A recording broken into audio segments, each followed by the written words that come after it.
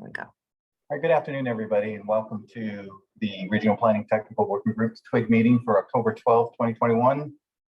Welcome, I'm Tony Shute. I am the Director of Community Development for the City of El Cajon, and I am the Vice Chair of TWIG. And Allison Wood from Sandag. Thanks, Tony. Maybe before we go further, we'll introduce Carlos. He's going to be providing interpretation today. That's okay? Yeah, sorry about that. Thanks for the reminder. Okay. Carlos with Sandag will be providing Spanish interpretation. Thank you, Tony, and good afternoon. As was just indicated, we do have simultaneous interpretation available. In the event that there are any comments in Spanish, we invite all monolingual English speakers to enable the feature. To do so, please scroll down to the meeting controls on your Zoom bar. Click on the interpretation icon. It looks like a little world, and select English as your language.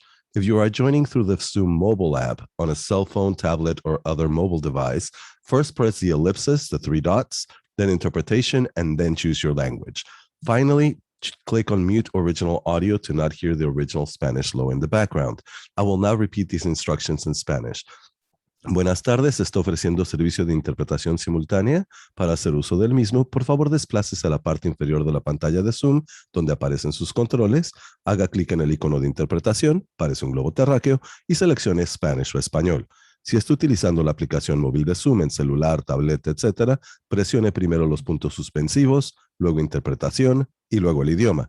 Por último, si no desea escuchar el audio original en inglés en el fondo, por favor seleccione Mute Original Audio o silenciar audio original. Gracias, and thank you, Tony. Thank you, Carlos. Carlos, you sound like you belong on the radio. I'm not sure if anybody's ever told you that. Thank you very much. Our second item on the agenda is the approval of the meeting minutes from July 22nd. Is there any discussion of these minutes, or can we go straight to a vote, Allison? Yeah, a motion and a second, Tony. Okay, so I need a motion and a second for the meeting minutes of July 22nd. Tony, go ahead, Tony. So is that a motion by Seth Litchie from the City of San Diego and a second from Jesse Brown, City of Coronado? Yes. All right, wonderful. Allison, so how are we going to take this vote? So I'll do the roll call vote now. So let's start with City of Carlsbad. We'll be confirming attendance as I do this. Eric Lardy. vote yes. Thank you. City of Chula Vista, Tiffany Allen. Yes. City of Coronado, Jesse Brown. Yes. County of San Diego, Rob Eford. Here, yes. Thank you. Let's see, City of Del Mar. Do we have Joseph Smith? Yeah, Joseph's here, and yes. Thank you. Okay, great. City of El Cajon, Tony Shute. Yes. City of Encinitas, Jennifer Gates. Yes. Thank you. City of Escondido. Yes, Adam Feinstein here, yes. Thank you, Adam.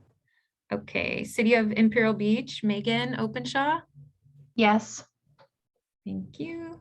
City of La Mesa, Carrie Kusiak. See here. Just checking our list. Doesn't look like Carrie is here. Okay. City of Lemon Grove. I don't believe Noah is here either. Okay. So La Mesa and Lemon Grove are absent. City of National City. Is Martin here?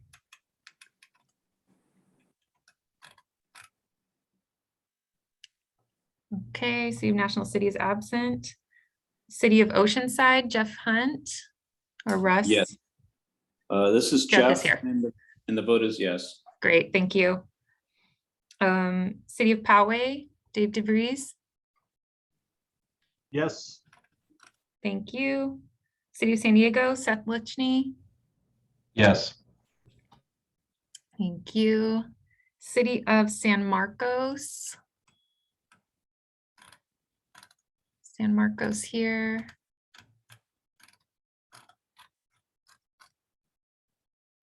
San Marcos is absent. Okay. City of Santee, Hi, yes, this is Chris Jacobs, yes.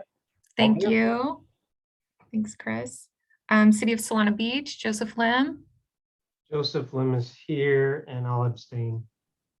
Okay, thank you. And City of Vista, John Conley. Hi, Allison, yes. Thank you, John. Okay, so those minutes are approved. That motion passes with those that are here. Okay, Thank you, Allison, and please forgive us as we take this bumpy ride on our Zoom Twig meeting. I don't think the last time we met was July, so it's been a while. it's been a while. Okay. The next item on the agenda is public comment. This is an opportunity for the public or any member of the public have to address the Twig on any issue within the jurisdiction of the Twig that is not on the agenda. Allison, do we have anybody who wishes to speak under public comment? I do not see any hands raised at this time. I do have one announcement from Sandag that I wanted to share, if that's okay, Tony. Yeah, absolutely. So we'll be sending out some information following the meeting today, but wanted to bring to your attention a workshop coming up that Sandag is holding with SCAG on connecting publicly subsidized housing complexes to high-speed internet. So it should be a really interesting discussion. And that's coming up on October 21st. So from 1:30 to 4, a virtual meeting. So we'll send out that meeting to Twig members, encourage any of you to attend if you're available. Okay. All right, well, thank you. That does it then for public comment. So our fourth item on the agenda is the election of a chair and a vice chair. Now, this is a great opportunity for anybody who wants to take a leadership role here at Sandag. I'm sure all of you have probably heard enough of me as the vice chair. Since Karen Brindley has left, we have not filled that role of the chair.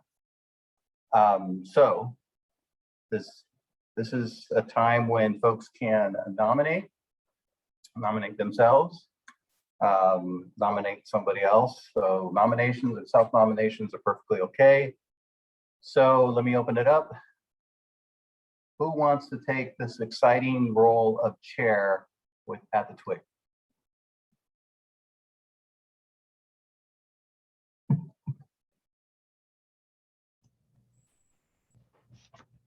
How many hands are we seeing? Oh, look at that. I see Jeff Hunt raising his hand. So Allison, can we unmute Jeff? He can speak, right? Yeah, Jeff, you should be able to go ahead and unmute yourself. There you go. Thanks, Tony. I just wanted to say that I would normally be interested in this position, and I think it is an important position, and I respect the people who have filled that role in the past. But to paraphrase LBJ, if nominated, I will not run, and if elected, I will not serve. And the reason I say that is because my last day with the city of Oceanside will be December 17th. So it would be a short tenure. So best of luck to the new chair. Thank you, Jeff, and certainly congratulate you on your next step here in life at the end of the year. Well, and not to talk about myself too much, but just to be clear, it's retirement. My wife and I are looking forward to skiing the Alps and surfing Tahiti. So, well, congratulations to you. I see Seth. Thank you, Mr. Vice Chair. I wanted to give everyone an opportunity if they wanted to nominate themselves before I put forward a nomination. I have discussed it with my colleague Tate Galloway, who is the city's primary member. I'm the alternate. And Tate has indicated to me, even though he couldn't attend today, that he would be interested in being the chair of the TWIG. So I will put up Tate Galloway's name as a nomination for the TWIG chair. Wonderful. Wonderful. Allison, do we have anybody else? So for a nomination, we need a nomination and a second if to then vote on that individual as a chair. So we can see if there are other nominations from the group here today, Okay. and then we can proceed with that. Okay. So I do not see any other hands up at this time. So can we get a, Allison, do you? No, I don't see any other hands up. Okay, so Oh, there, we are open to electing a new vice chair as well. yes, we are. And unless Tony would like to continue in that role, but I know he's looking to pass the baton, I think, if there are others that are interested in that role.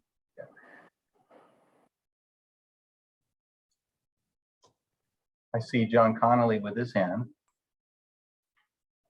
Tony, I will second the nomination of Tate Galloway. Wonderful, wonderful. Thank you, John. So Allison, can we take a vote then on the chair? Yes, let's go ahead and do that. So I'll do the roll call vote for Chair Tate Galloway. Thank you. So for City of Carlsbad, Eric Lardy. Yes. Thank you. For City of Chula Vista, Tiffany Allen. Yes. Thank you. For City of Coronado, Jesse Brown. Yes. Thank you. For County of San Diego, Rob Eford. Vote yes. Thank you. City of Del Mar, Joseph Smith. Yes. Thanks. Thank you. City of El Cajon, Tony Shute. Yes. Thank you. City of Encinitas, Jennifer Gates. Yes. Thank you. City of Escondido, Adam Feinstone. Yes. Thank you. City of Imperial Beach, Megan Openshaw. Yes. Thank you. City of La Mesa, let me just see if Carrie has arrived. Okay, City of La Mesa is absent.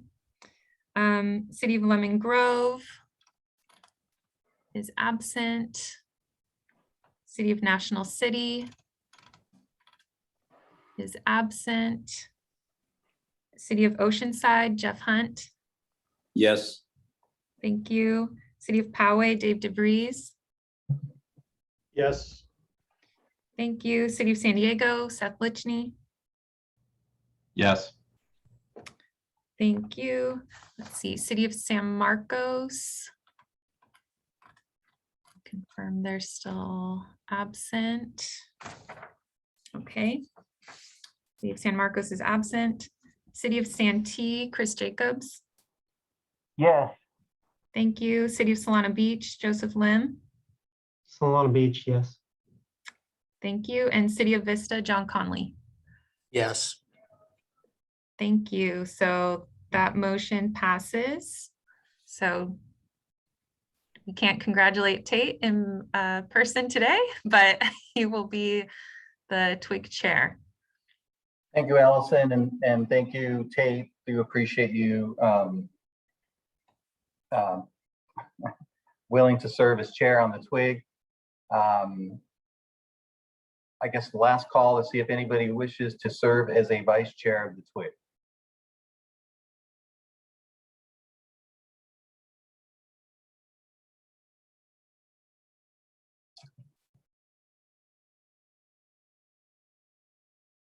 Okay, I do not see any hands. So Allison, I guess that's up to me to decide if I'd like to continue to serve. I see Dave DeVries just raising his hand. Yeah, thanks, Tony. I'd be willing to serve as vice chair. Wonderful, David. Thank you. And I think, again, this is just, what the Twig needs is share in the leadership, an opportunity to serve as chair and vice chair. So can we get a second on that nomination, the self-nomination? Thank you, David. Yeah, I'll second Dave DeVries. Thank you, Seth. So Allison?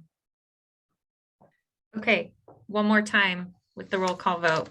I'll try to be efficient here. Okay. Thank you. For Dave DeVries as vice chair of the Twig.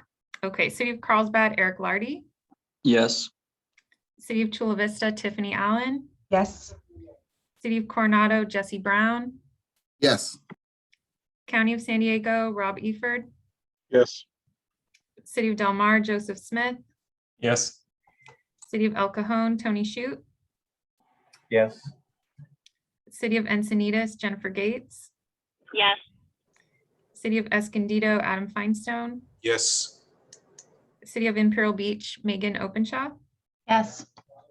City of La Mesa, still absent.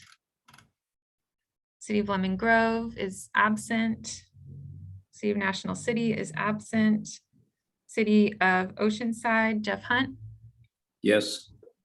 City of Poway, Dave DeVries. Yes. City of San Diego, Seth Litchney. Yes. City of San Marcos is absent. City of Santee, Chris Jacobs. Yes. City of Solana Beach, Joseph Lim. Solana Beach, yes. And City of Vista, John Conley. Yes. And that motion passes. Wonderful. Thank you, Allison. And thank you, David. I do appreciate you stepping up and taking the role of vice chair. And again, Seth, pass along our congratulations to Tate. Appreciate him as being the chair. So next item on the agenda is item 5. That's the Housing Acceleration Program and Transnet Smart Growth Incentive. Program calls for project workshop. This is a discussion item. Tuari from Sandag and Helmi from Lasar Development Corporation will be providing the report on this item. Thank you, Tony, and good afternoon, Twig members. So one, congratulations on nominations and successful elections of your chair and vice chair today. I know that that's been something that our staff has been working towards. We really appreciate the City of San Diego and Poway for stepping into this new leadership role. So on the housing acceleration and the Transnet Smart Growth Incentive Program, I'm going to have our consultant, Helmi with Lasar Development Consultants, walk through a presentation that really starts to help you to understand what this call for projects is going to be. And to just kind of set the context for what we're doing. And I do want this to be a dialogue. It's a discussion. We want to hear from you, all of our Twig members and the planning directors, because this is funding that is coming available later this year and that you will be able to apply for and do some really good planning efforts across the region and within your jurisdiction. And well, as Tony said, it's been a while since we've had a Twig meeting. So I believe in July, we were actually before you talking about, kind of an update of where we're at with the funding that HCD had sent us. Again, just a reminder, $6.8 million that San Diego, the Sandag region received to start a housing program here at Sandag. And as part of that 6.8 million, we ended up bringing on a consultant, Lasar, and we surveyed you guys just to ask, what are the needs that you have in order to help accelerate housing in the San Diego region? And we heard from a variety of different things, from regional efforts and initiatives that you wanted to see done.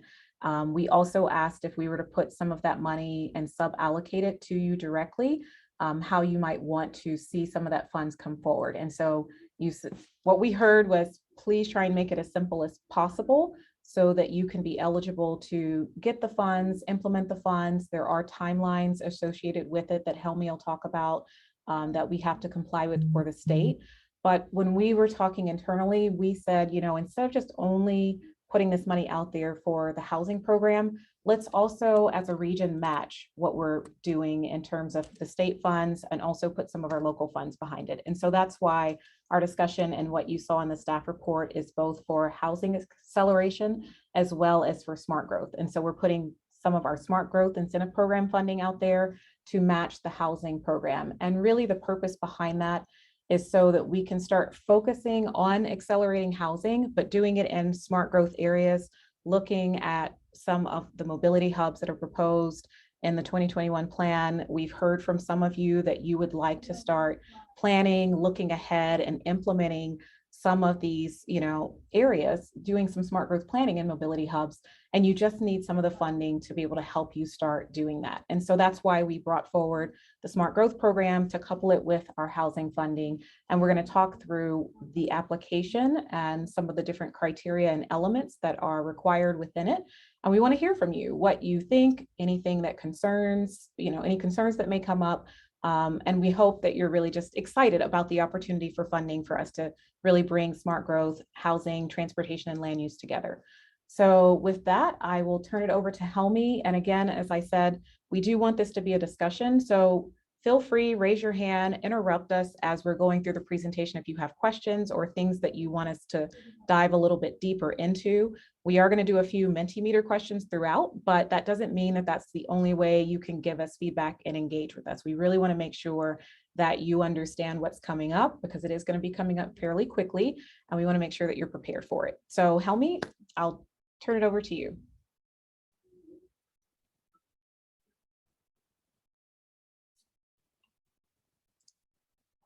Helmi, you're on mute. Thank you, Tueri, and very nice to be here with the technical working group with Sandag.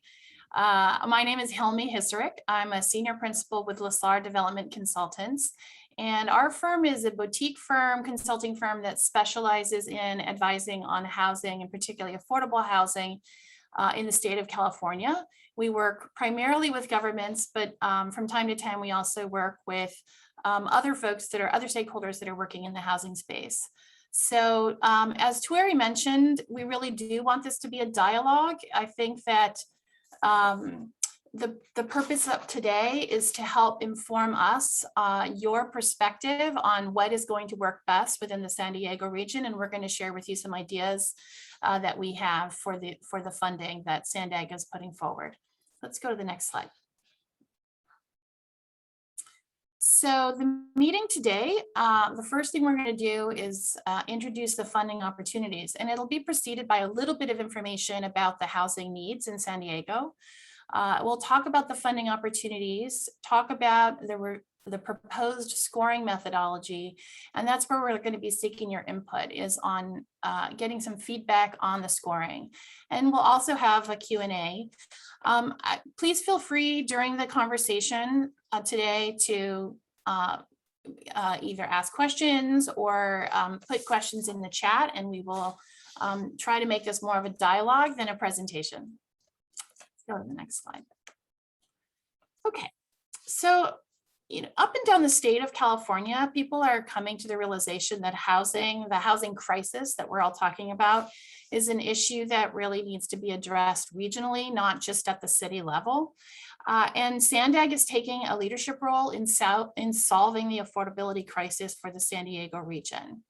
The technical working group, it's my understanding that you are all planners and really think regionally, and we're looking to you to discuss the housing plan for the San Diego as a region.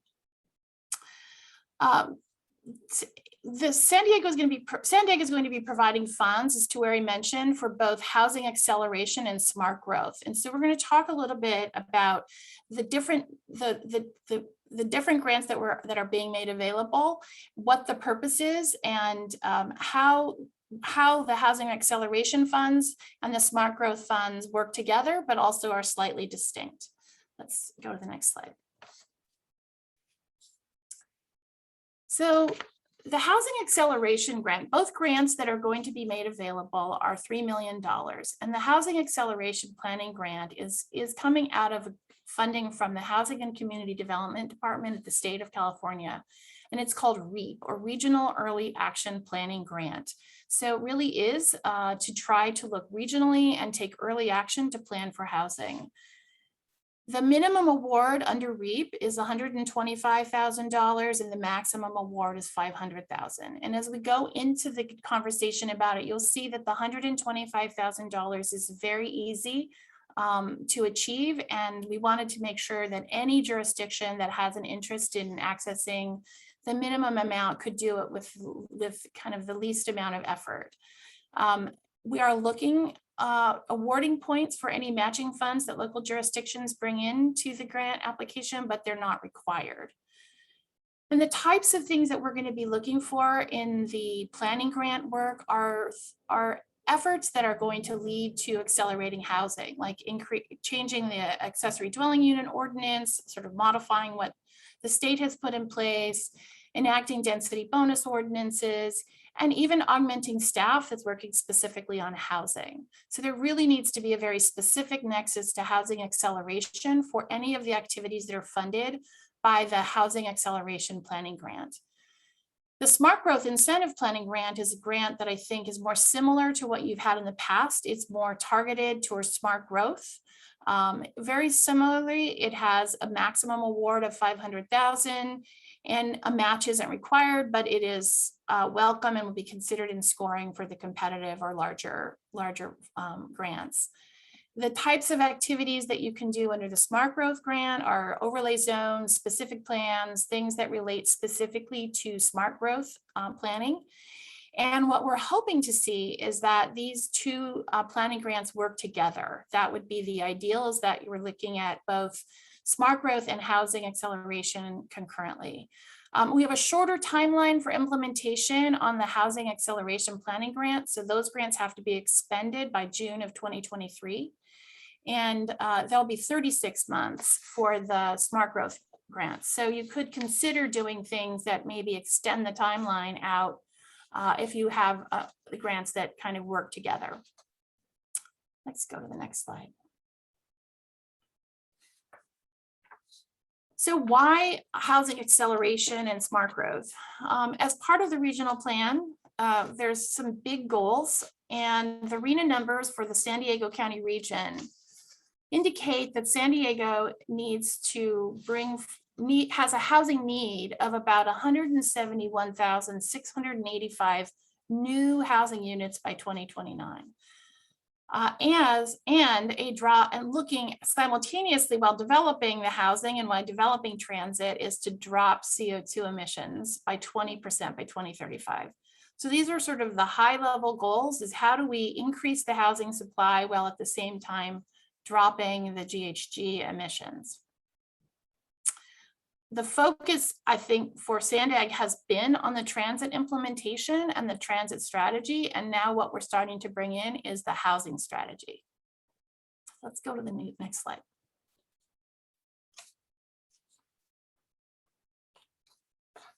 The 171,685 new units, I think it's probably the most important thing is to understand where those units are needed.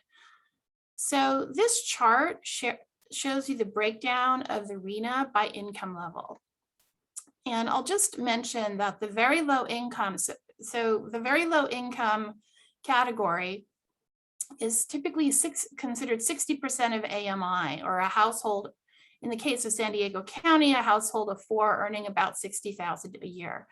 The need is much deep. There is a part of that need is actually also extremely low income, but it's not broken out in the RHNA. I just want to mention though that of the 42,000 units that are needed at 60% of AMI below, at least half of those are needed for deeply affordable housing. But what you can see in this chart is that the demand for new housing is across the income spectrum. You need approximately 42,000 units for very low income, 26,000 new units for low income, which is 80% of the area median, close to 30,000 units for moderate income, and about 72 or almost 73,000 units for above moderate. But what we can tell you, if you look at the production historically in San Diego County, is that the average annual production of above moderate housing is actually pretty close to the need. So the growth that's needed above moderate, or basically for housing for households that are earning above $115,000 a year, is pretty much hitting the need that the market is demanding. And you only need to increase about 4%. We actually think that the market is going to handle this without a lot of incentives or special focus in the planning. The real concern that we want to address and that we're going to talk about with housing acceleration is for households earning below $114,000 a year. So what you can see in this chart is that the production levels historically are way off pace. If we were to meet the RHNA for this current 6th cycle RHNA in the moderate income, we need to have about 3,700 units produced during every year. And we're currently producing about 393 units a year. So similarly for low income and for very low income, you can see that the amount of production that's occurring at those income levels is significantly below what the RHNA needs are. So the focus here is really on the very low income, and moderate income segments. And just to kind of give you some context for income levels, the median income, so 100% of the area median income in San Diego for a family of 4 is $76,100. So the average family is earning about that. If they were to pay 30% of their income for housing, they would be able to afford a rent of about $1,903. So we're talking about households that are paying less than that. Actually, at the moderate income level, you're looking at rents of about $2,200 a month. At the low income level, which is a household, earning about $97,000. It's a 2-bedroom unit that's renting for about $1,900 a month. And for the very low income, which is the household earning about $60,600, a 4-person household income with a 2-bedroom unit, that would be rents at or below $1,300 a month. On the deep end of the spectrum, the deeply affordable end of the spectrum, we're talking about needing housing for households that can only afford maybe $600 a month. But it puts in context where we need to spend our time and focus. And just again, on the for sale, just to also give you some sense of what it would be like for a for sale, is if a moderate income household were purchasing a home, they could afford about $350,000 home. If a low income household were purchasing a home, they could afford a home of about $275,000. And if a very low income household were purchasing a home, they could afford a home of about $150,000. These are just round numbers to give you some context of the types of housing we're looking to achieve. Let's go to the next slide. And Helmi, sorry, we do have a hand raised by John Conley, so maybe we could pause and let him ask his question or comment. Yep. Great idea. Thank you. Thanks, Tuari. I just wanted to point out that the biggest issue we have in our jurisdiction, and probably a lot of the other jurisdictions, is subsidies for these affordable projects to make them work. We have zoning, and I think a lot of cities have zoning that has the ability to accommodate the densities that are needed to, for these affordable projects, but none of them are coming out of the ground without some help from the cities or the housing agencies. And, after 2011, when we lost our redevelopment funding, we really don't have a good source of funding to provide for subsidizing these projects. So changing the zoning is a great idea, but I don't know that it gets to the heart of really building these projects. I think it's a really insightful comment, and one that we need to talk about. When we talk about a regional plan, that's exactly the kind of conversation we need to have, is how do we solve this problem? I will tell you that there are not going to be enough subsidies to solve this problem. It isn't a problem that we can resolve fully with subsidies. And so it's going to be a combination of maximizing the subsidies available, improving the strategies for the use of subsidies, making them more targeted, and also coming up with strategies that we haven't thought about yet or are just beginning to emerge that increase the supply of affordable housing that don't rely on subsidies. So it is a combination of all those, using subsidies better, finding more money, but also really having some creative thoughts around land use. But you're absolutely right. It's a challenging, very challenging concern. I see another hand raised.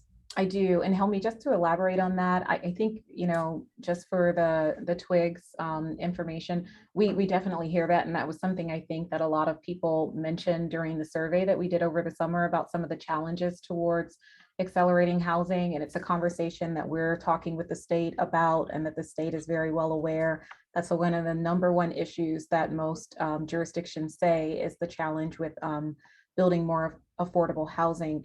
And we do want to, from SANDAG's perspective, you know, we're going to be working with LaSAR and our consultant team to really look at how we can dive deeper into solutions beyond just saying that we know there's a need for the funding, but how, as Helmi said, do we start to come up with putting forward opportunities for funding and financing and giving more of that money to funnel towards the San Diego region to provide that financing gap that's needed. But then how do we also look at other strategies that we can strengthen to really build more housing? So it's more work that we've heard it quite a lot. And I appreciate very much you continuing to say that, because it's also what we're continuing to say to the state is a challenge with accelerating housing, especially affordable housing. But Helmi, it also looks like Joseph has his hand up from Solana Beach. Yeah, Joseph.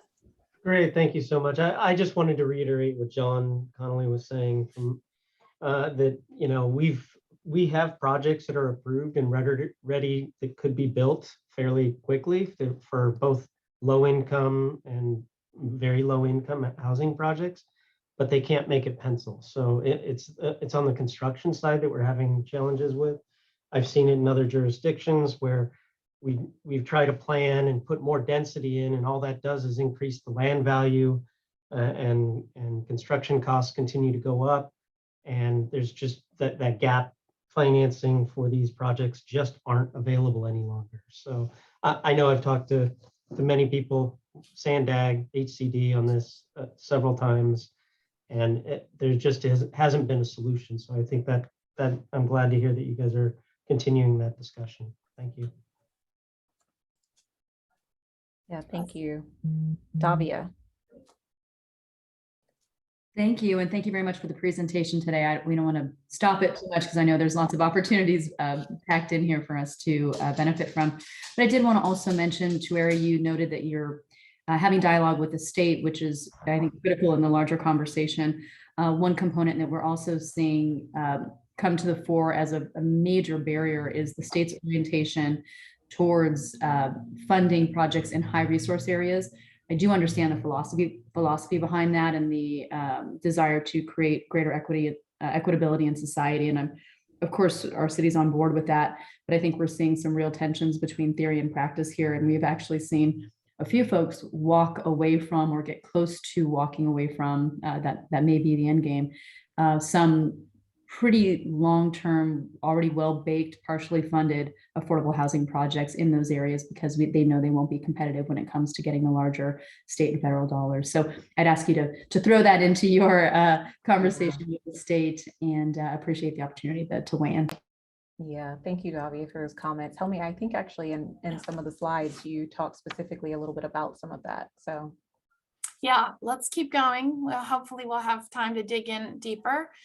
This is a reiteration of what we just spoke about, which is essentially, you know, the growth. This chart shows you on the white line across the top is the RHNA numbers for very low, low, and moderate. So approximately 12,000, a little over 12,000 units a year are needed. And the blue line at the bottom shows you the actual production at those income levels. And so we're talking about close to 600% growth in the affordable housing production, very low, low, and moderate. Let's just keep going because I think we're we got the message.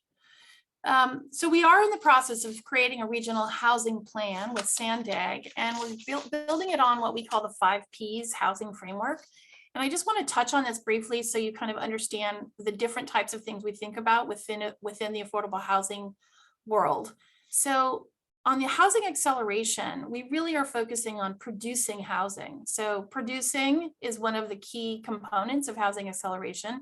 And I would add to that the preservation or preserving vulnerable housing. So this is sort of the bricks and mortar, the get it built, that we need to find more housing. But there's other components of housing or housing affordability that are really important within the conversation about housing. First and foremost, we want to talk about promoting equity and inclusion.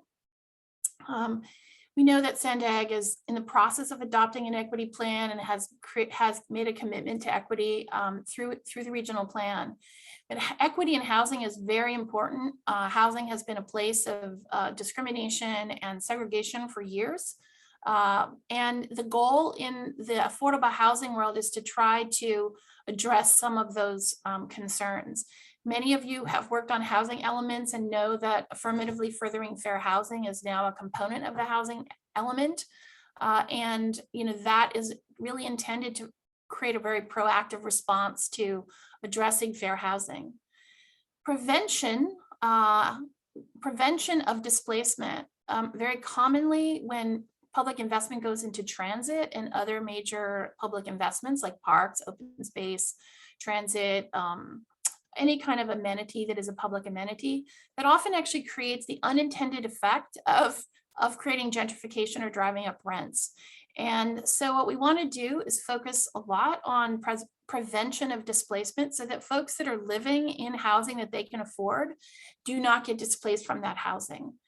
And similarly, we want to protect tenants, and tenant protection really is the emphasis is really on protecting tenants from unfair eviction or from illegal rent gouging, or just kind of what we want to emphasize is really community stability. So all of these producing housing, promoting equity, preserving vulnerable housing, protecting tenants, and preventing displacement all together form what we call the 5 Ps of any housing plan. And so we'll be working with Sandag on this framework for housing. And also really what we're trying to do is link this also to smart growth. So we're working in this process of kind of linking all these housing strategies that people working in the housing world are familiar with smart growth and increasing transit and reducing GHG. So let's keep moving on.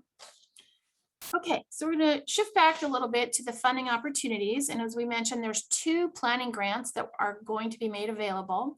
The first being the Housing Acceleration Grant funded by REAP, or Regional Early Action Planning, for $3 million, and then a Smart Growth, which is funded by Transnet for $3 million. Let's keep moving along. And then Helmi, sorry, maybe if you could just go back one slide. I do want to jump in here because I just want to acknowledge, I know, TWIG members, we sent out, updated staff report. Our first version had housing acceleration, the smart growth planning, and the smart growth infrastructure. And just after some discussions internally, we have to send these things out a couple of days in advance of the meeting. And after we sent it out, we had further discussion after the board meeting and some of the comments that were made. We thought we would put this out for planning for right now. There's so much different things that are going on with the jurisdictions, with the regional plan, with what we know we want to see as we start moving forward with implementing the regional plan. So we thought we would focus again on how we can bring matching funds out there for those cities who are ready to do some work and could use the smart growth money to start doing planning now. And then this will not be the last opportunity for us to release smart growth incentive program funding. So I just want to make sure as we go through the presentation and you're looking at the criteria and you're thinking about projects, that you can go through it with the mindset of knowing that next year we're going to probably do another call for projects using the smart growth funds. That will be another opportunity. But for those who have projects that are in the queue ready to do it now, and you just need the resources, this is the opportunity for us to make sure you have the chance to start doing that planning work now. So I just wanted to provide that clarification as we start moving along. Thank you, Tori. Okay, so the first thing we're going to do is kind of walk through the scoring criteria for the Housing Acceleration Planning Grant, and then we'll take a deep dive into the actual activities that could be funded. So the grant is going to be scored on a 100-point scale, and we've allocated the percentages for each, the percentages here show you how many points can be awarded with any given category. The minimum eligibility requirements for this grant are that it include a smart growth or mobility hub area, that, and actually I will just say it needs to be, the areas in the smart growth concept map would be what would be the eligible areas for these planning activities. Yeah, and sorry, I'm going to jump in one more time. Yeah, there's some of the nuances that you'll notice as we start going through between the two grant programs. The housing acceleration, that one is REAP funded. So there are some more flexibilities that we can do in terms of those minimal eligibility criteria. And so we're looking for those minimum things to be smart growth areas. It could also be, as you're looking at other VMT, GHG reducing areas, which might also be some of the mobility hubs, you're welcome to also let us know if those are the areas that you're proposing. And then again, the REAP funds, because they also could be used for things such as staff augmentation, your eligibility in terms of the area could be your entire jurisdiction. And that is just as well, that's fine as well, especially when you're talking about staff augmentation. So please, if there are questions as Helmi goes through this, jump in. But for the REAP, this housing acceleration one, we do have the ability to be a bit more broader in terms of that minimum eligibility than we do for the smart growth one. Smart growth is pretty much how most of you are used to it with the smart growth concept map. Okay, sorry, go ahead, Helen. No, that's good. Thank you. And then also we're looking to jurisdictions that have their housing element approved, that have their climate action plan done, and we're asking that you take on one pro-housing policy. So we're going to go through those pro-housing policies in a bit. If you take on one pro-housing policy, this automatically allows you to obtain the minimum funding at $125,000. So it's very simple. You don't actually have to go through a highly competitive process, but you have a few things that we're looking for minimum eligibility. If you want to apply for more funding than the minimum $125,000, we're going to have a competitive process, and we'll score those and rank those and fund until the funds are completely used. So I'll go through the funding criteria for competitive grant applications. So 10% of the award will be for projects that are prioritizing planning within half mile of a rapid rail stop or a major transportation stop.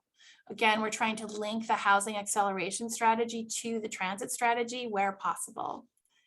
20% will be for furthering the mobility hub goals or the goals of the transit strategy within your jurisdiction. And we're trying to prioritize projects that align the land use and mobility infrastructure with a housing strategy. So we're really, again, trying to link both mobility, our transportation, with housing. Another 20%, and this is probably the focus of this grant, is on pro-housing planning implementation.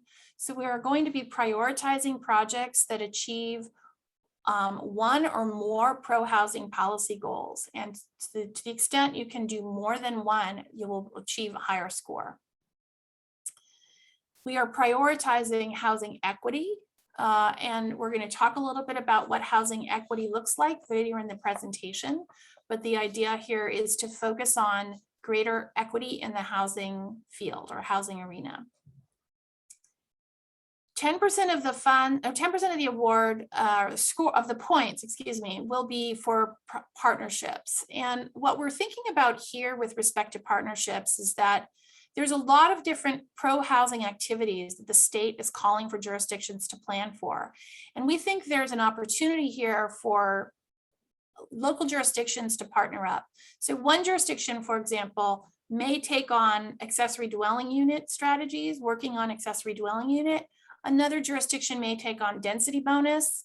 And those two jurisdictions, if you agree to share information and work, sort of essentially work in partnership, both of you can get grants and both of you will get the partnership score. So the idea behind partnerships is really to encourage you to think about how you can share information with other jurisdictions within the region and think regionally.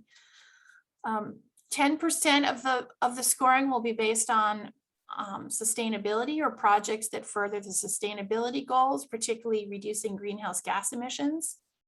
And 10% of the score will be based on the jurisdiction's ability to bring matching funds to the table. So this is the overall scoring. And we're now going to take a closer look at pro-housing implementation.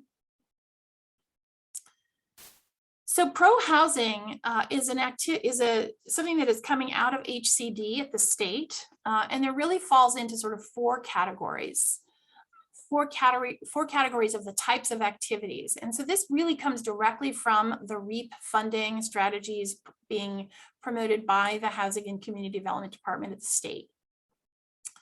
The first category are any activities that have to do with favorable zoning or land use, things that are pro-housing. So land use activities that advance housing through traditional land use tools, such as zone changes, specific plans, general plans, etc. The second category that we're going to talk about is accelerating housing through reducing production timeframes. Very typically, this has to do with your permitting process, trying to come up with strategies to reduce the timeline for housing.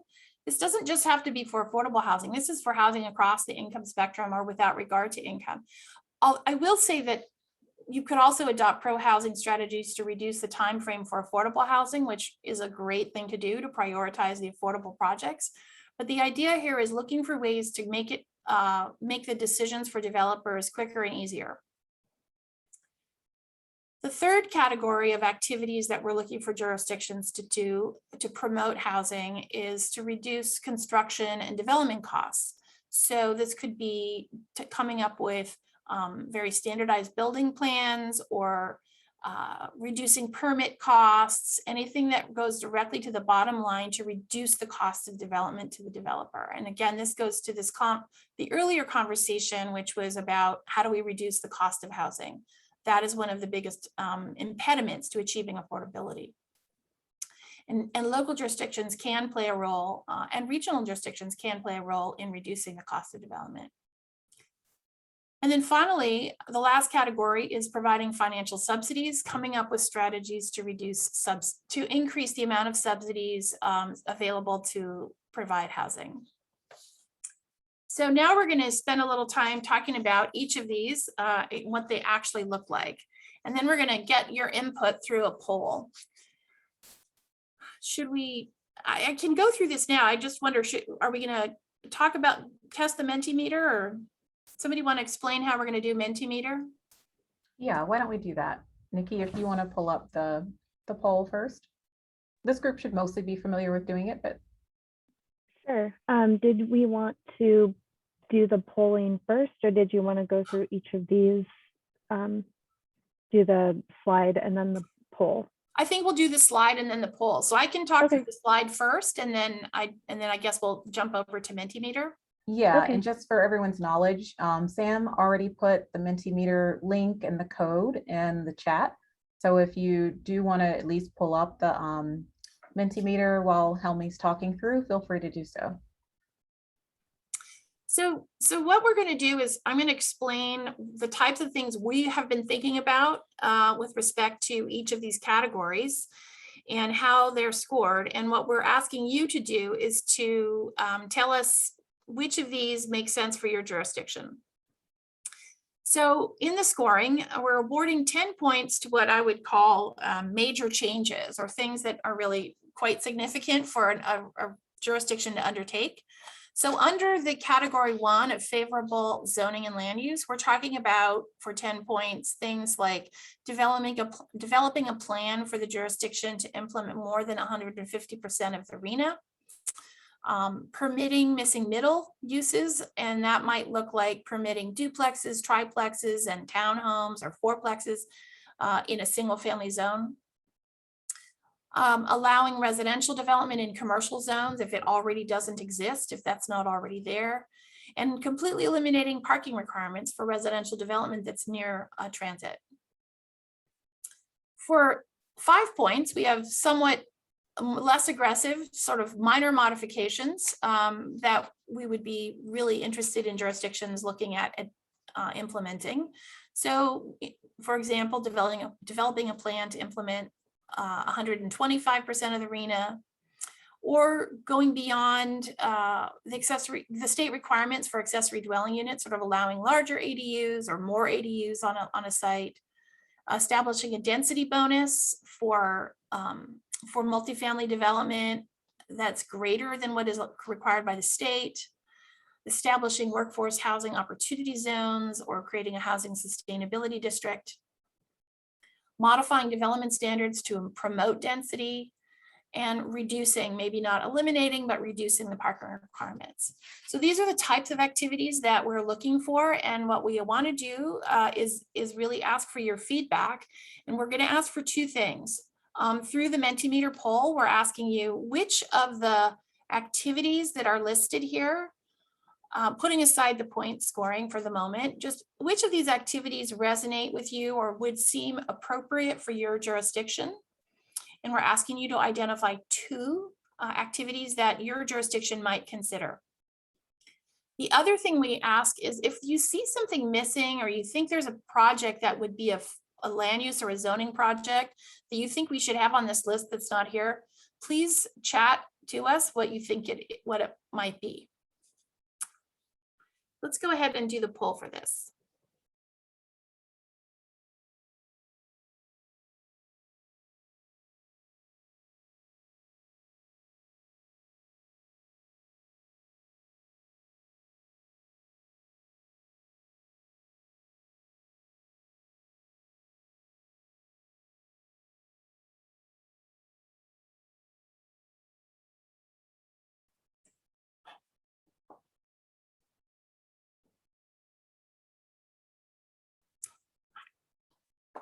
How many people are in the room? When will we?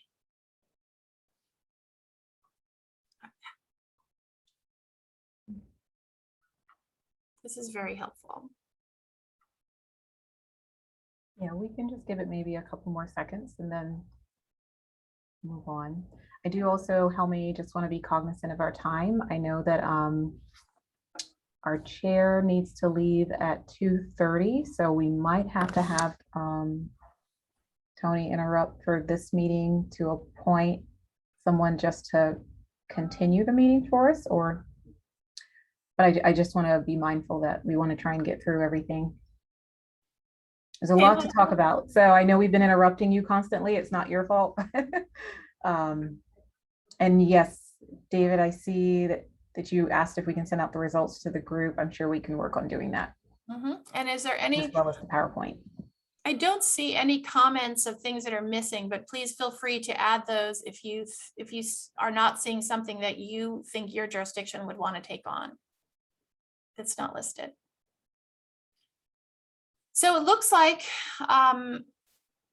the allowing residential and commercial seems like something that a number of jurisdictions are interested in. That might be an opportunity for some partnership between jurisdictions, is to sort of develop a standardized regional plan for how you might approach residential and commercial zones. And also, maybe not quite as exciting as the permitting missing middle, but a number of jurisdictions there too. So this gives us a good idea of where there's some, we can focus our resources, and it's very helpful. Okay, we're going to move on to the next category. Okay, the next activity that we're asking you to consider are Accelerating housing production timeframes, and these are, as you can see in the 10-point category, ministerial approvals, streamlining EIRs, reducing permit processing shorter than 2 months, eliminating public hearings, so you don't have multiple public hearings for projects, so that if the project is consistent with zoning or the general plan, you don't have to go through a public hearing, creating single points of contacts, and priority processing. Accessory dwelling units, I will just add, is the fastest growing type of new unit in California right now. And anything that you can do as a jurisdiction to increase or speed up the development of accessory dwelling units, that's something that we think has a real market potential without a lot of subsidy. Smaller, minor modifications might be just streamlining development at the project level, limiting to 3 public hearings, projects that are consistent with zoning, eliminating or replacing subjective design standards with objective design standards, just simplifying everything overall. So I think what we'll do is go similarly to the Mentimeter poll for activities that accelerate housing production, and see what types of things are the types of accelerating housing production that your jurisdiction might consider. By the way, when you're answering this poll, we're not going to hold you to any of this. This is really just to gauge, for us to gauge the types of things that we should be focusing on that resonate with the jurisdictions in San Diego County, and that we may want to provide specific resources for.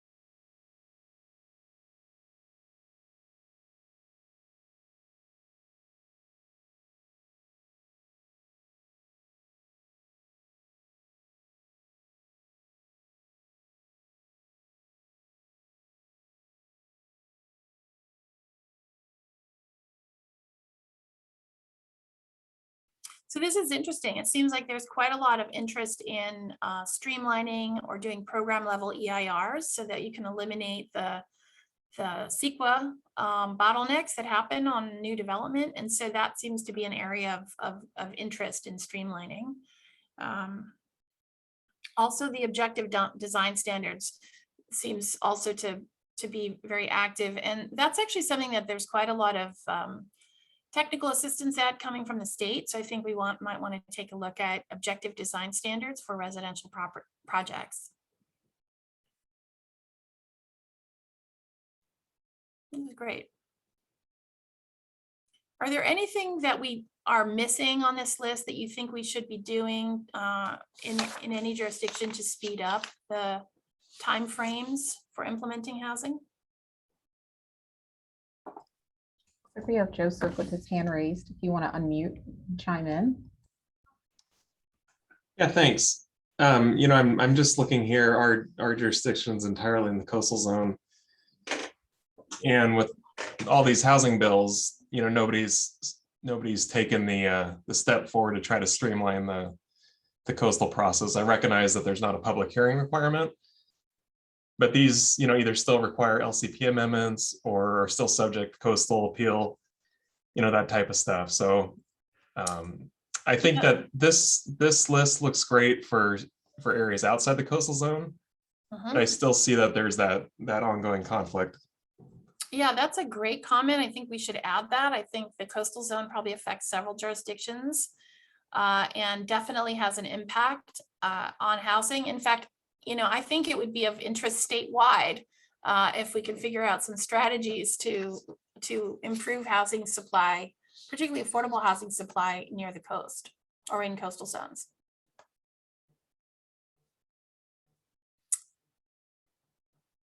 Thank you. Oh, Jeff Hunt, you have a comment?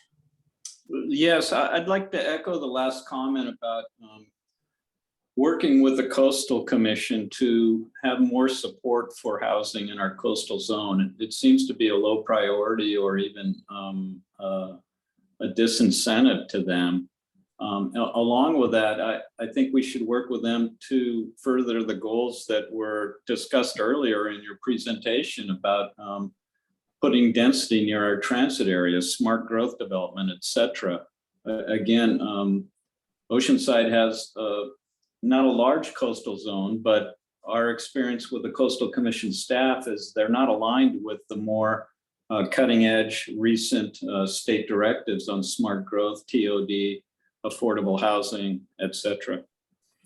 Well, I think it's a really good suggestion, and these funds could be used for that type of activity. So I think, we will definitely take your input on the Coastal Commission and on the coastal zone development concerns. Really appreciate it. Okay, let's move on to the next activity.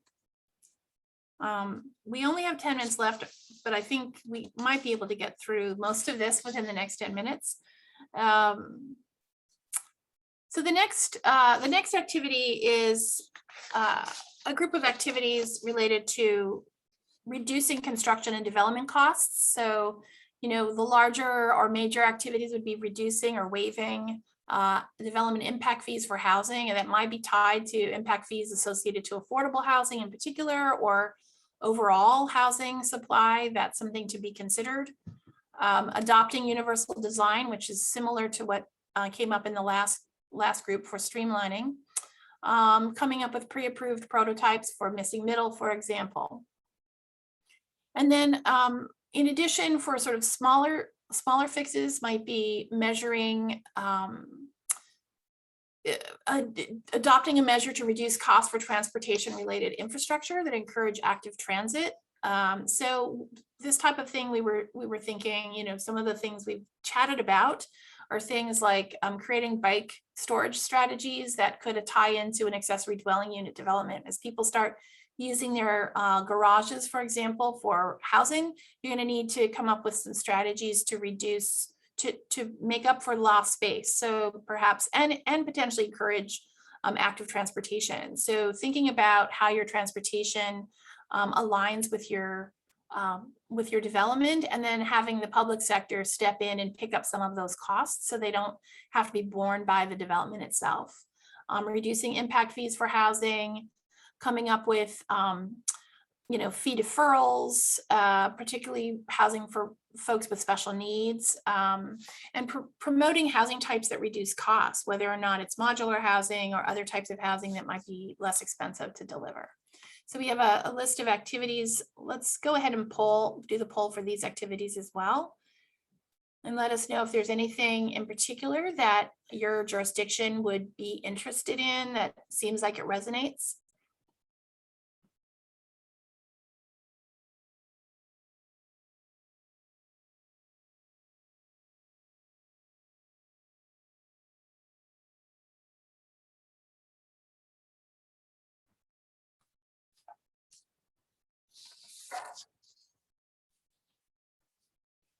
And if you see anything missing, please feel free to let it chat us, or raise your hand and we can call on you. We'd love to hear your thoughts.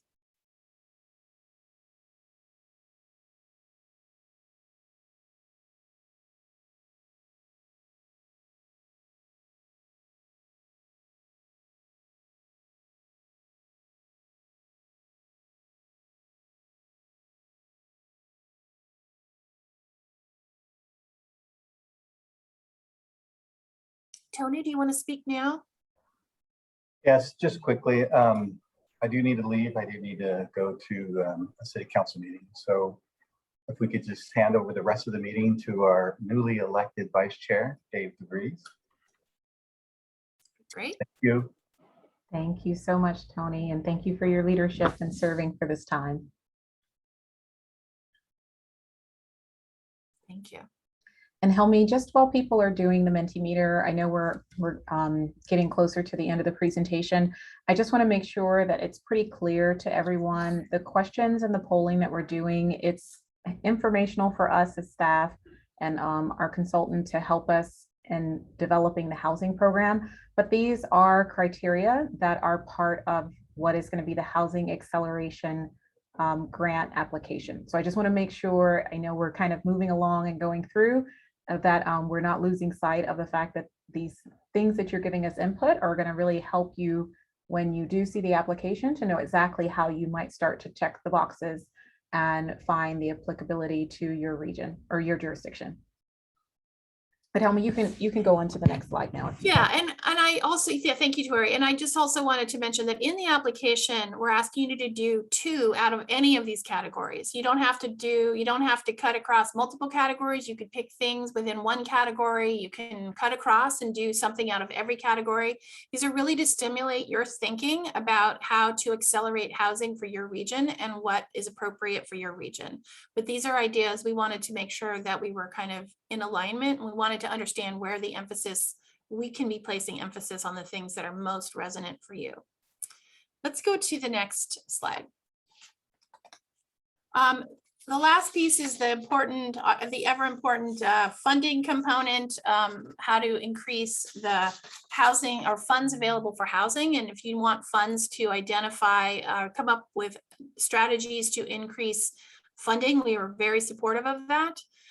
Some of the activities that we would consider major are establishing a local housing trust fund for your jurisdiction, or probably even better is collaborating on a regional housing trust fund, looking for ways to really increase the amount of funds available for affordable housing, and particularly the deeply affordable. Making public land available for affordable housing. This is something that's happening statewide, and we certainly welcome any jurisdiction that has identified properties that they'd like to make available for affordable housing, to develop some planning around how to do that. Another major activity would be establishing an enhanced infrastructure financing district that would enable you to fund or pay for some of the infrastructure needed for housing, whether it's utility infrastructure or transit infrastructure, or even amenities like open space. So thinking about that, or prioritizing general funds from the city for affordable housing. Not minor, but smaller modifications might include things like creating grants or low interest loans for accessory dwelling units, directing your non-housing specific redevelopment funds, if you have any left in your jurisdiction, coming up with a plan to direct those towards affordable housing, or developing a plan to improve the local jurisdiction's housing projects to be more competitive. So coming up with strategies to become competitive for statewide subsidies or federal subsidies. So these are some of the strategies for financing, and we welcome other ideas. And we also do want to do a quick poll just to see if any of these seem appropriate for your jurisdiction. And then after this, we're going to spend just a couple minutes talking about housing equity.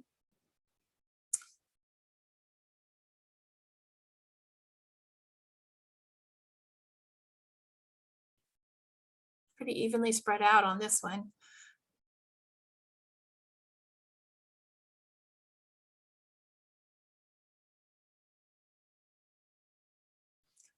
I think it's great. You've got 2 jurisdictions talking about prioritizing general funds for affordable housing. That's a pretty exciting.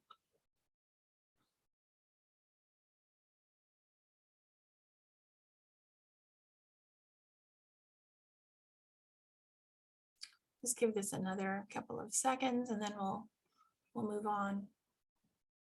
Anybody have any questions or any additional comments they'd like to make about financing?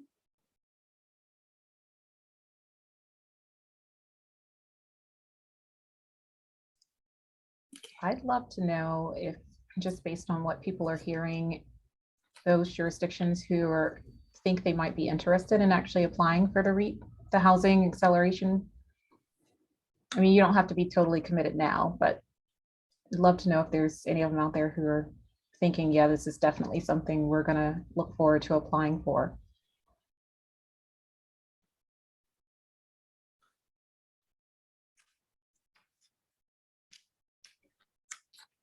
No takers.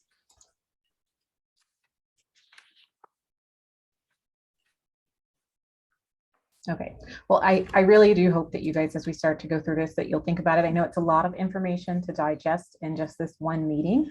But again, this is We're making it very simple. Helmi's going through all of the pro housing things because it's a pretty detailed part of the application. But the minimum eligibility for the REAP funds, Housing Acceleration Program, it's pretty simple. So it's really, you know, smart growth area, having a cap in place, your 5th or 6th cycle, housing element. And there may have been one other Helmi that I'm forgetting, but that gets you a minimum of 125,000. Yeah, well, thank you for this. This is great. I think we'll be very interested to think about, you know, where there's some interest. It looks like local housing trust funds are of interest, as well as providing grants and low interest loans for accessory dwelling units, prioritizing general funds for affordable housing. So these are all, it's pretty spread out, but we're really look forward to working with the jurisdictions on thinking through financial strategies and for increasing subsidies. Let's go to the next.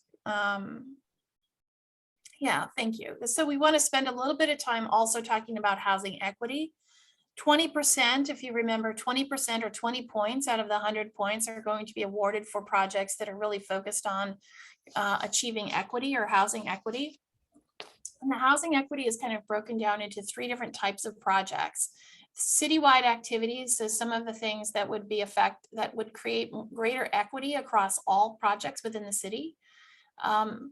Equity focused on higher opportunity areas, which means really increasing the amount housing choices and the availability of affordable housing in higher opportunity areas, particularly you know, reducing commutes for folks so that they can access their jobs. So you're basically having a wider range of incomes in areas that are job rich and amenity rich. And then in areas that are what we would consider lower opportunities, are generally lower income or that may have suffered more segregation, we want to see greater investment overall. So strategies that might increase overall investment in those areas, whether it is amenities for existing housing or additional investment in those communities.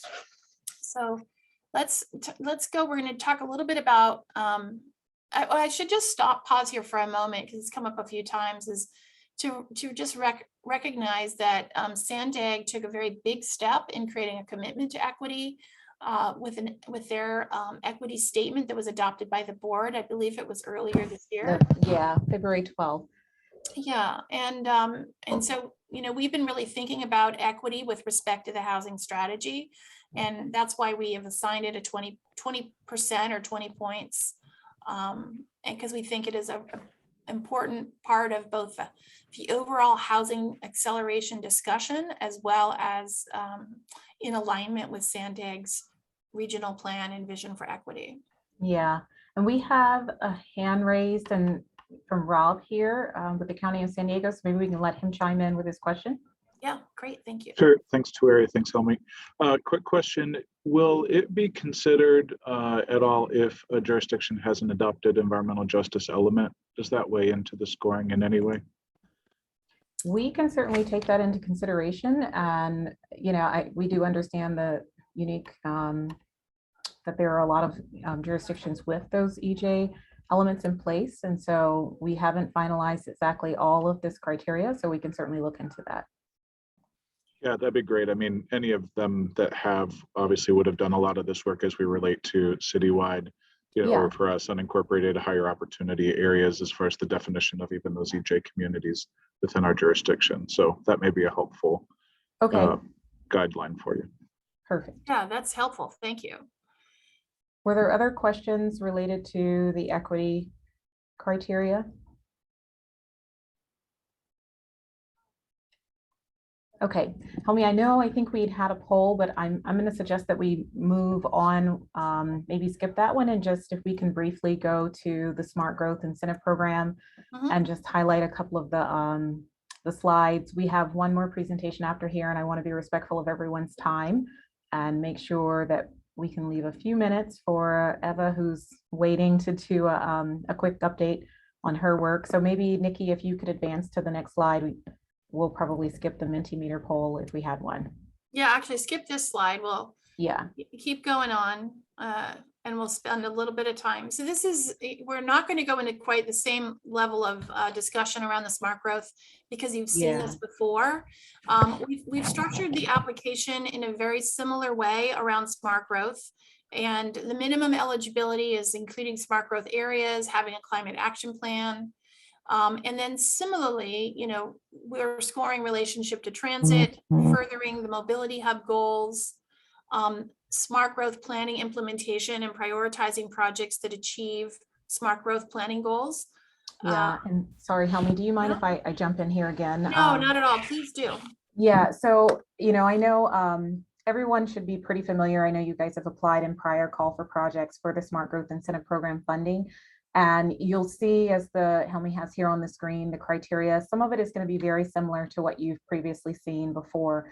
But one of the things that we're trying to do with the Smart Growth application this time is, as much as we can, to streamline and simplify this for you, is what we're aiming to do. So there are a few things that Helmi started pointing out with the Smart Growth Planning implementation, where we're making it very easy for you to kind of check off what are some of the things that you're doing in your jurisdiction that the planning project would be applicable for.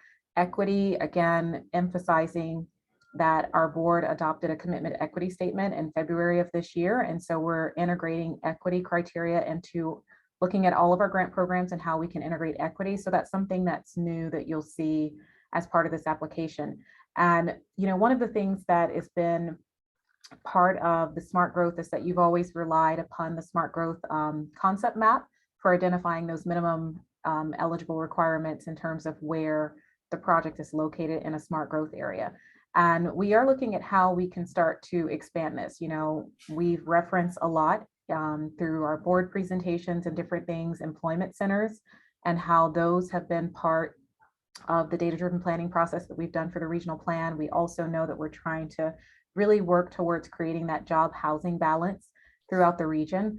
And so we are right now, the criteria is focused towards our smart growth opportunity areas, specifically the concept maps, but we're looking at how we can start to expand those eligible areas that are VMT reducing, GHG reducing areas to encourage smart growth and that connection between land use, housing, and transportation. So I know we're running short on time, so I apologize, Helmi, for jumping in here.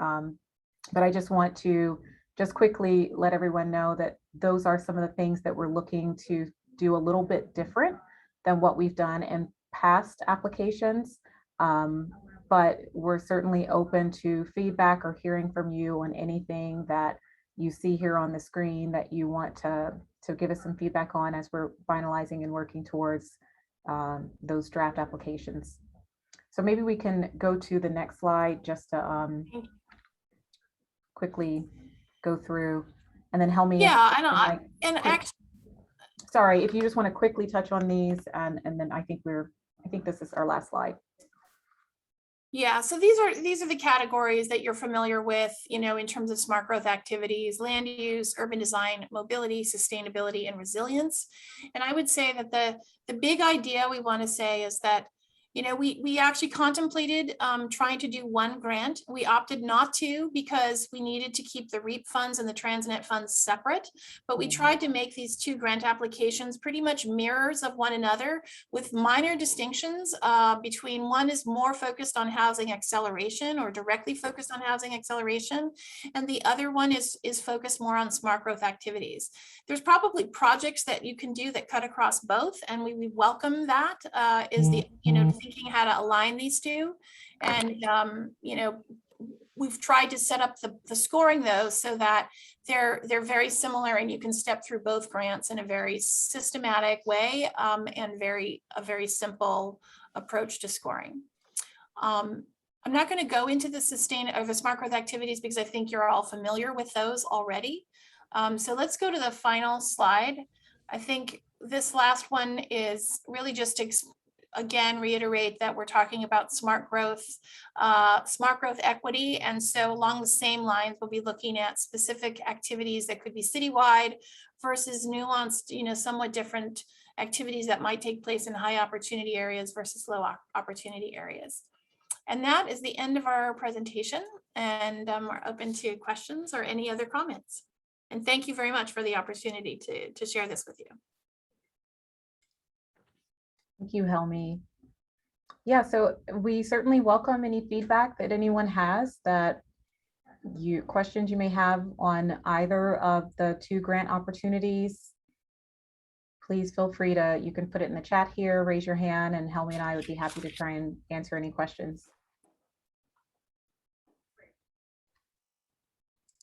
Well, I'm not seeing any hands. I'm sure you're all trying to digest and understand everything that we presented here. Just from a timeline perspective, I will let you know that we're going to be taking this to Regional Planning Committee on November 5th for their recommendation on this, releasing these two grant programs. And then we will be taking it to the Board of Directors on November 19th to release the call. And so we will have a little bit of a quicker turnaround time on the housing acceleration one, because it's tied to those deadlines that are associated with the state that we at SANDAG don't have flexibility to change. So that one will have a little bit quicker of a turnaround time, but the smart growth one will have the same timeline that you're used to seeing in terms of submitting your application. Now I see a few hands that have come up. Okay, so Rob and then John. Thanks, Tueri. I'll ask quickly. I thought you made a comment earlier that if a proposal combines the two, that the timeline for the smart growth could be used to extend money that is contributed from the housing, or did I misinterpret that?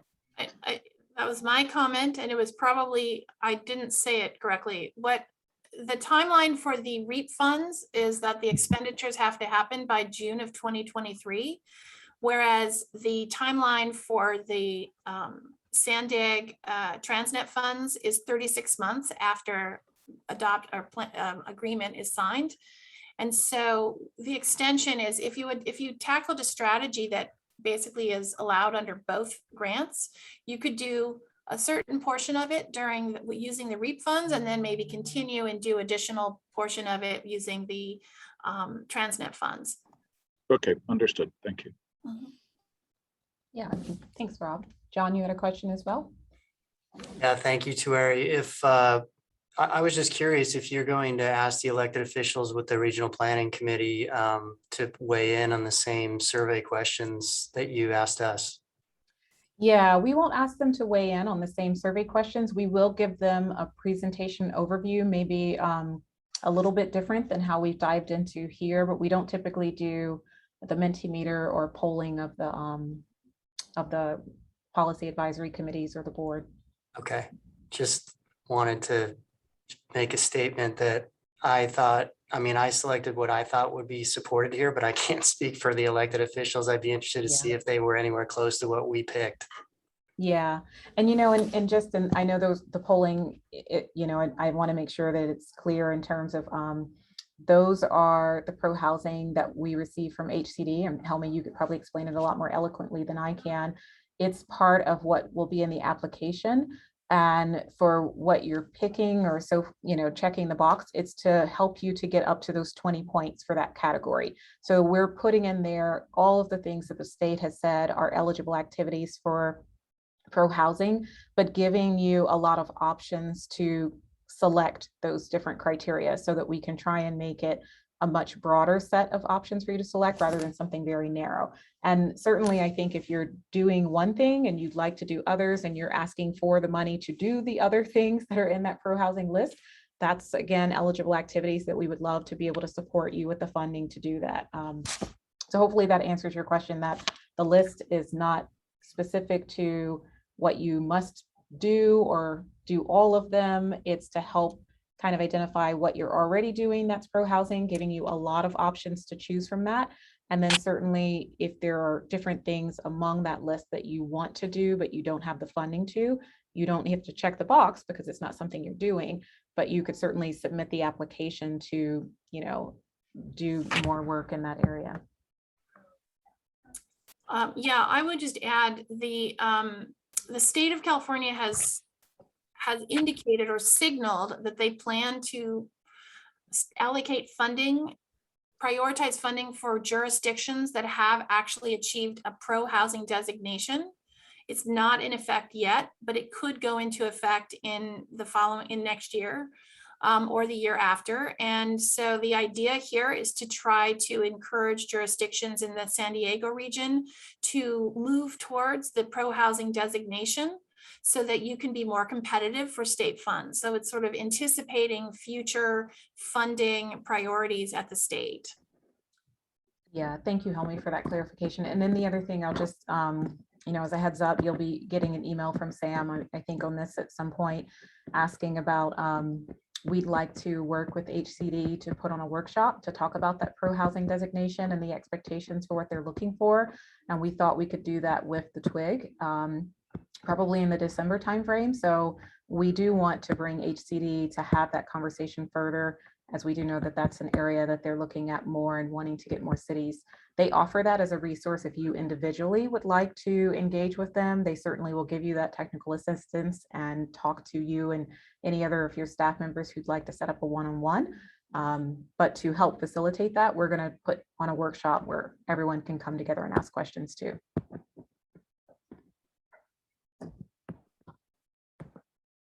Any other questions?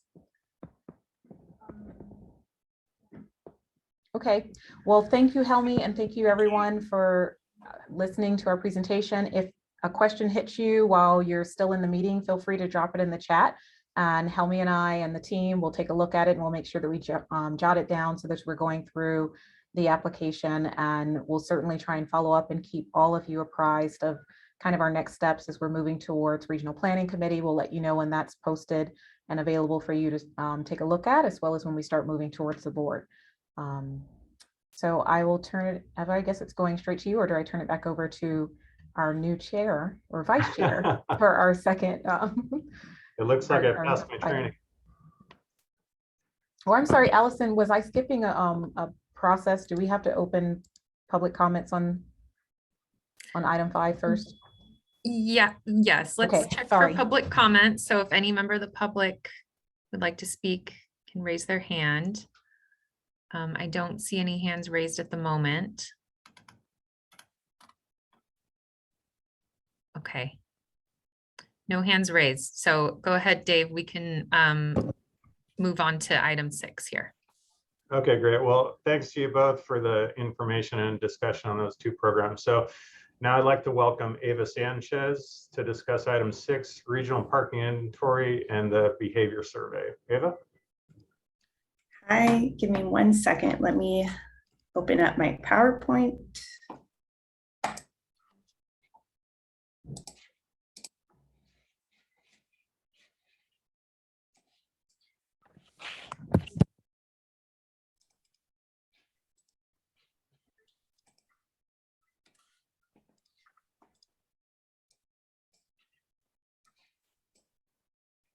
All right, hi, good afternoon, everyone. My name is Eva Sanchez. I'm a planner with the Mobility and Innovation Department at SANDAG.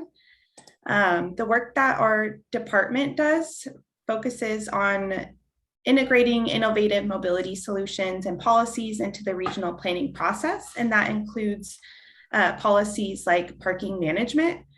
As many of you probably know, parking can influence demand and travel behaviors, and it's actually currently a strategy that's considered in our draft 2021 regional plan. So today I'm here to provide an overview of a new parking focused effort that SANDAG is leading. We were awarded a Caltrans planning grant to conduct a regional parking space inventory and behavior survey.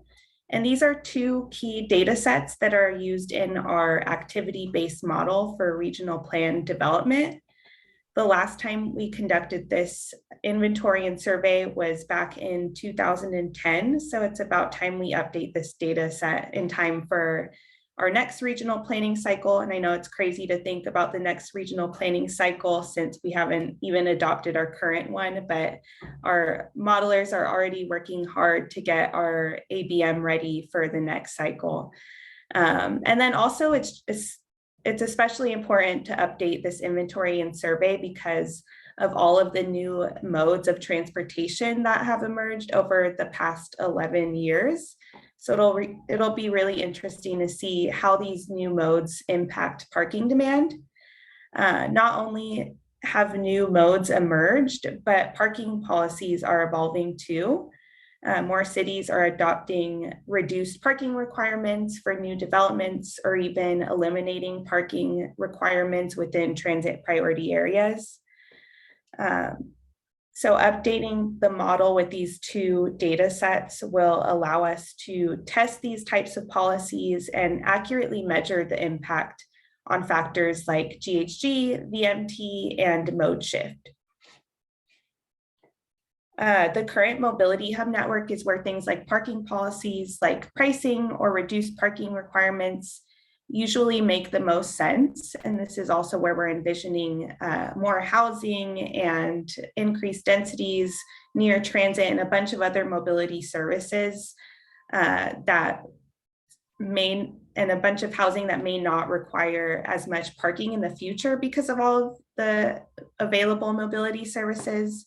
So we're focusing our data collection within these mobility hubs, and the mobility hubs are the pink blobs that you can see here on the map, and they're quite large. So we're kind of limited to what we can go out in the field and collect through this Caltrans planning grant due to some budget constraints. So we're going to be focusing more on the Main Street downtown areas within these mobility hubs, but hopefully trying to expand beyond that to collect parking space inventory throughout the remainder of the hubs.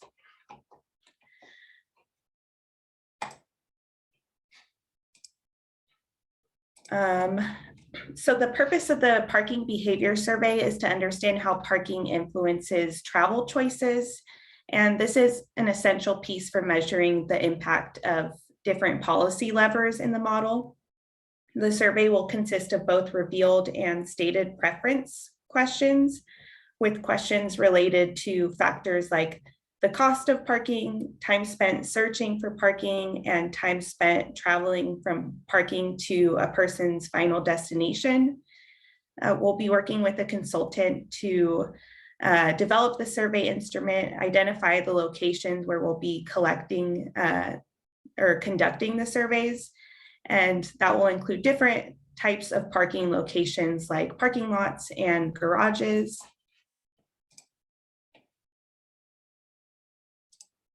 And we'll also be collecting a parking space inventory. And so we'll be collecting inventory on all types of parking, on street, off street, public and private. We'll also be collecting as many characteristics on the parking as we can. So things like the cost of parking and time restrictions on parking spaces. So we'll be working with a consultant to develop a data collection plan, but it's really going to consist of crowdsourcing from various data sources.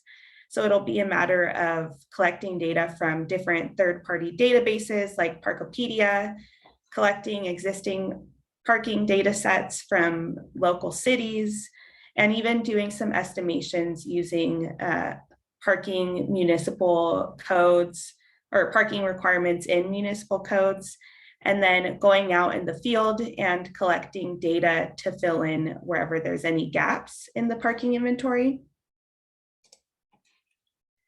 As far as the timeline, it is a fast-paced project with the survey development occurring this fall. We'll be conducting the survey and collecting the parking inventory early next year into the spring.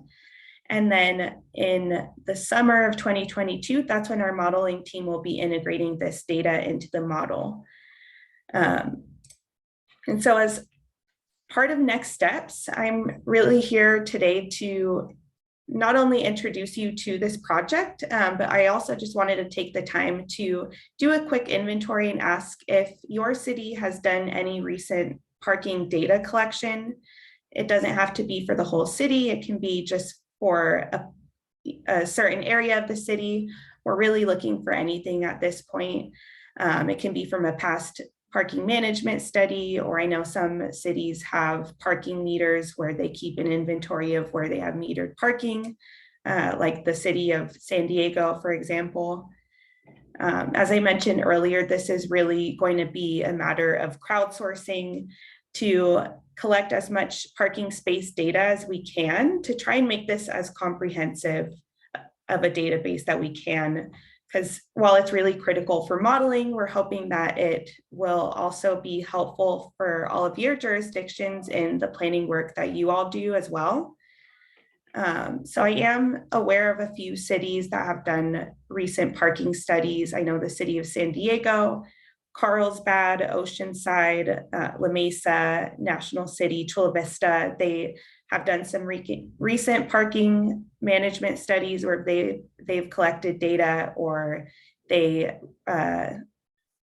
frequently collect parking data in their downtowns. But I want to just pause here and see if there's any city that I'm missing, or any resources that you can point me to about recent parking data. And when I say recent, I'm talking about within the past 10 years. So anything more recent than 2010. So I'll pause there and see if anyone has any available data sources that they're aware of.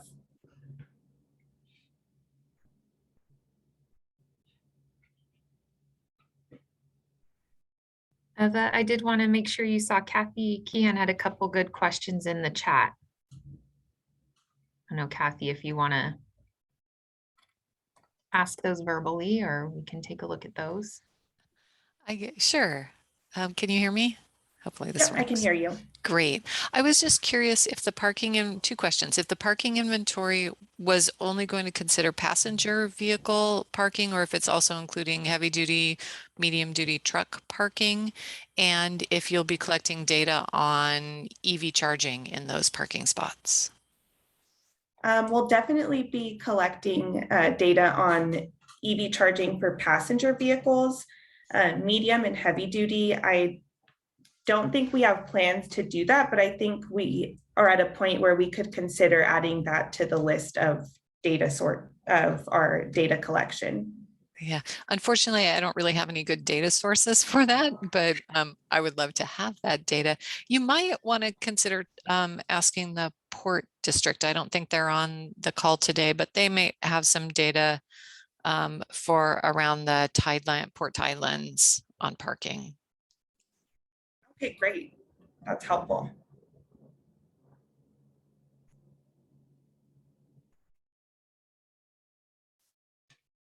And then I see you have another question too. Oh, yeah, I already answered that one.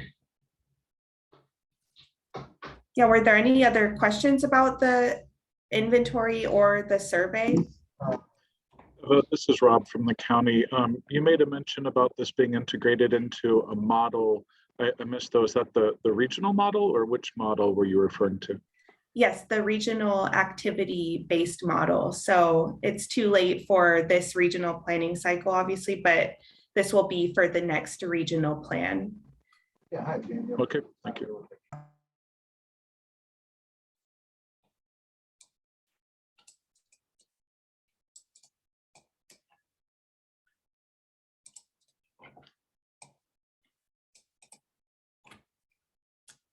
Okay, well, that was it for my very short presentation. My contact information is up here in case you have any follow-up questions, but really appreciate the time. And for those cities that I mentioned that I know have done some recent parking data efforts, then I will probably be reaching out to you sometime within the next couple of weeks. But other than that, just again, thank you for your time.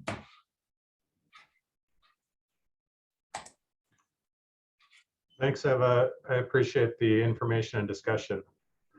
So moving on to item 7, upcoming meetings. And it looks like the next TWIG meeting is scheduled for Thursday, November 18th. Do any of the TWIG members have any topics that they'd like to include in that meeting? I see John raising his hand. Thanks, Dave. I would like to know if we could talk about SB 9 and what any of the cities are doing for what is it, objective standards that we all have to adopt before the end of the year here, just to get a feel for what other folks are doing. That'd be helpful. definitely. I know that would be helpful for us in Poway as well, John.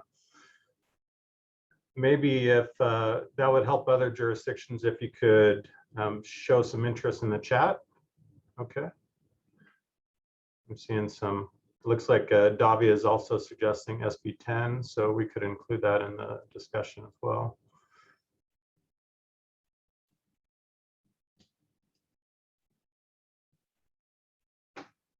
Is that going to help other jurisdictions as well? Right now we have 3. I want to make sure there's enough jurisdictions interested in that topic.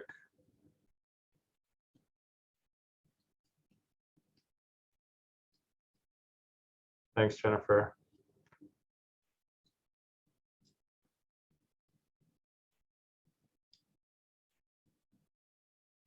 Other topics to consider? Allison, do we have topics scheduled for that meeting right now?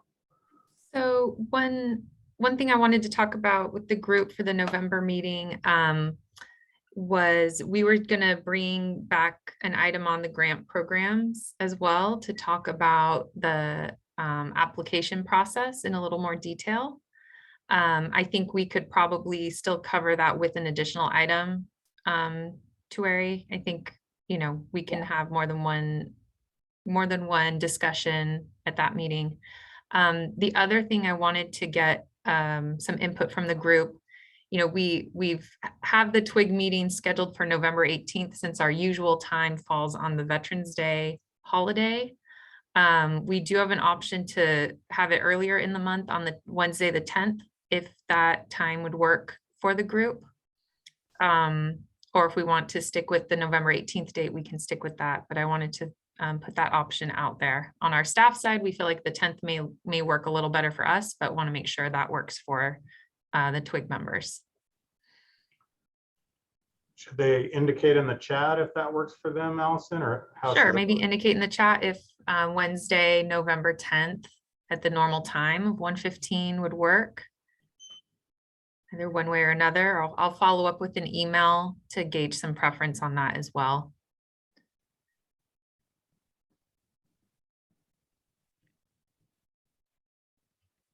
Okay, I'll follow up on email on that, Dave. Okay, I know we're great. nearing the end of the meeting. Okay, and then I guess let's plan on adding SB 9 and SB 10. I know I've spoken to some other TWIG members about that as well, and there was some interest there. Okay. That sounds good. Are there any specific folks that would be helpful to attend to discuss SB 9 and 10? Do you want to just have a discussion among TWIG members on what you all are doing? Are there any other resources that would be helpful? Do you know if HCD's come out with any guidelines yet? No, I'm not aware if they have guidelines right now, but you know what? We can check with some of our government relations staff who are talking with the state about these 2 Senate bills and see if they have any additional insights that they can either come and share with the TWIG. So we can follow up on that. Okay, yeah, great. That might be helpful. And if anything, I think some of the jurisdictions just sharing about some of the questions they have and what their draft ordinance is looking like would be helpful. I see Joseph Smith's hand. Yeah, thanks, dude. I was just thinking about that, you know, and this isn't just to San Diego, but if it's possible to get somebody from Tony Atkins' office to participate to help clarify some of the intents of the bill. I know there's all kinds of questions being asked about different scenarios. So that would be really cool. Definitely would help us. Okay, great. We'll Great look into suggestion. that. Okay. Hearing no other topics, move on to adjournment. Can I get a motion? Is that okay, Allison? We jump in? Yep, we don't need a motion. So you just adjourn the meeting as the chair, Dave. All right, easy enough. Meeting adjourned. Thanks, everyone. Have a great rest of your week. Thank you all. Thank you, everyone. Thank you.